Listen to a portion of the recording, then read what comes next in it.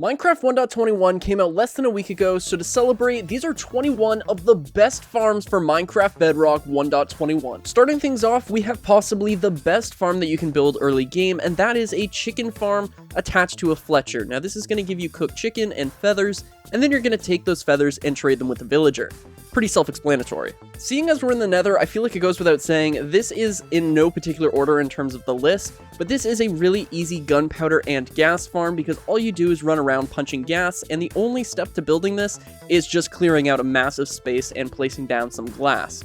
And this is an easy way to just get a ton of gunpowder for those early fireworks, and it's also going to allow you to get gas tiers, which I believe is for regen, I think, but also end crystals. But this is mostly a gunpowder farm, and obviously if you had looting 3, you would get even more gunpowder. And now for everybody's favorite farm, an iron farm. Now this is probably the best design that you can build that uses very little resources, and that's because it is in the air. Now putting it in the air is going to help with the spawn rates. All we have is 20 villagers, 20 workstations, and if we come down here, it's a little glitchy, but you can see we have 20 beds. And all of this is going to amount to iron golems, which is going to make about 350 iron per hour, and all of the drops are going to end up inside of a chest, which I don't have built in this little demo world. This is personally my favorite farm, and that is for a very specific reason. Hermitcraft Season 5, huge Mumbo fan, but this is a really easy guardian farm designed by my friend Blazed MC, so I'll leave his tutorial down in the description, but this is an amazing XP farm, and also I really love the prismarine blocks. Believe it or not, another food farm is making the list, and this is an amazing cow farm, which is going to give you tons of leather and cooked beef. And this is probably the best food farm in my opinion, especially if you're just starting out, because all you have to do is go ahead and press this button, and then press it again. All of these cows are going to burn, and all of the drops are going to be put down there, and we are going to get all of the XP from breeding them, but we probably, there's no XP from killing them because, of course, we didn't actually touch them. But because of this half slab, we're going to get all of the XP while we breed the cows. As you can see, tons and tons of drops are falling in here, and this farm is going to make so much food, you're never going to have to worry again. Alright, if you're looking for gold, then this is the farm for you, because this is an amazing gold XP farm, which is going to produce tons of gold. If we come down here, this is where you AFK, all of the piglins are going to end up down here, and all of your loot is going to end up inside of these chests, and also all of the gold swords are going to get shot down into this little dispenser, but obviously if you wanted to smelt them, you absolutely could. Now, as you can see, we would just stand here and get all of the XP, and this thing works relatively quick for the size. Remember when we're talking about iron farms? Well, this is an even bigger version of the iron farm. This farm is going to produce around 450 iron per hour, and this is about 2.5 hours worth of AFKing.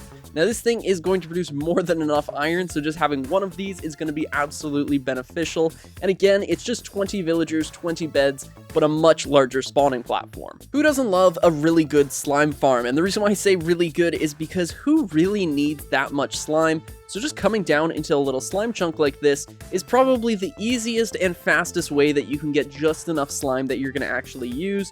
All you do is you kill the slimes in the area, you come to your little AFK room, you stand here for, I don't know, 30 seconds or so, and then you run back and there should be more slime spawned. I didn't wait long enough, so there didn't have any time to respawn, but this is an incredibly easy way to get slime.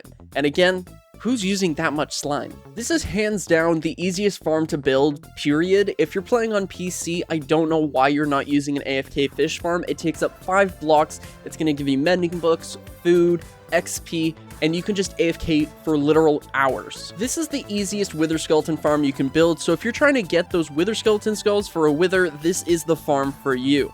All you do is you sit here with your little trident killer on, there we go.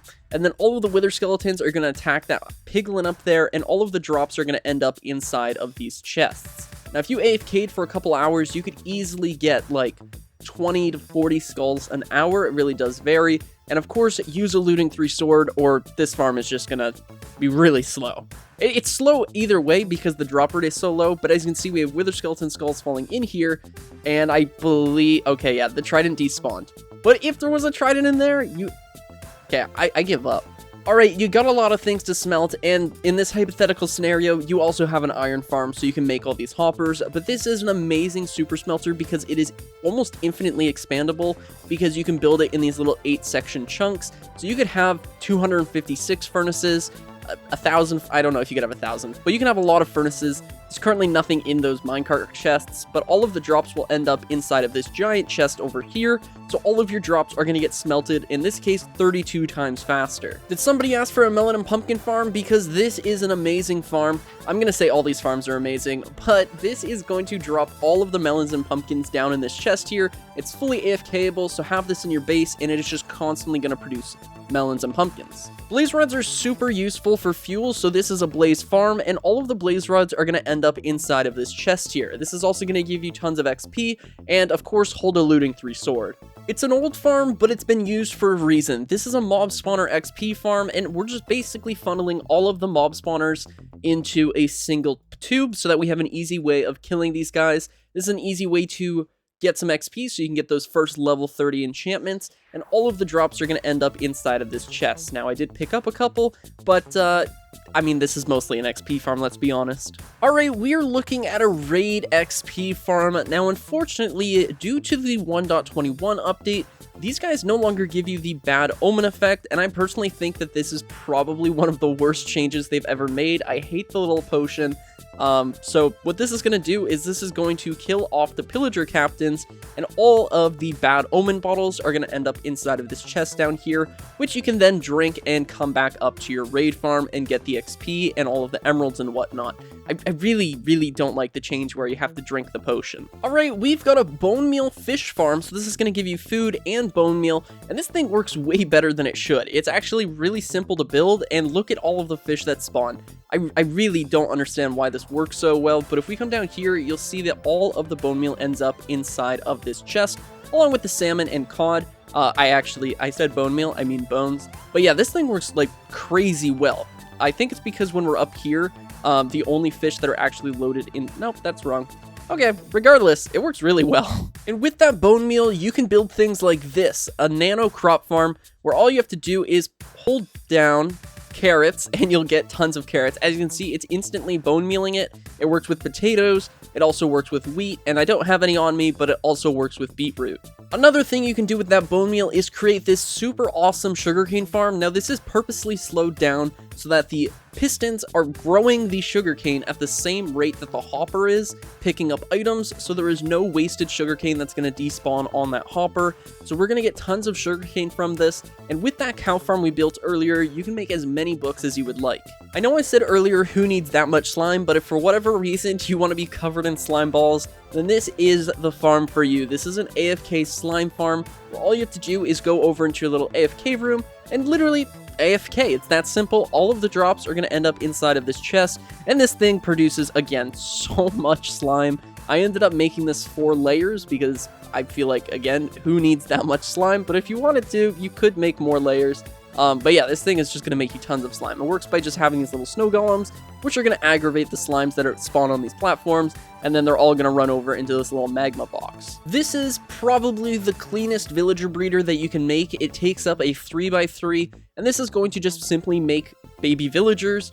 Now, the reason why I recommend having a villager breeder is just keeping this somewhere in your world where you can protect these villagers, just so that you're not constantly trying to find a new village to run to, but never take more than 2 villagers from this villager breeder, because what you can do is take 2 villagers from your breeder, send them to an iron farm, and then just breed your villagers in an iron farm. But I really like the idea of just keeping, like, quote-unquote trophy villagers, so that way you just have an infinite supply. And the last farm I have for you guys today is a stone farm slash cobblestone farm. So by having a silk touch pickaxe, this is actually going to give you stone as well. As you can see, you just hold down the break block button and it is going to produce you tons of stone and tons of cobblestone.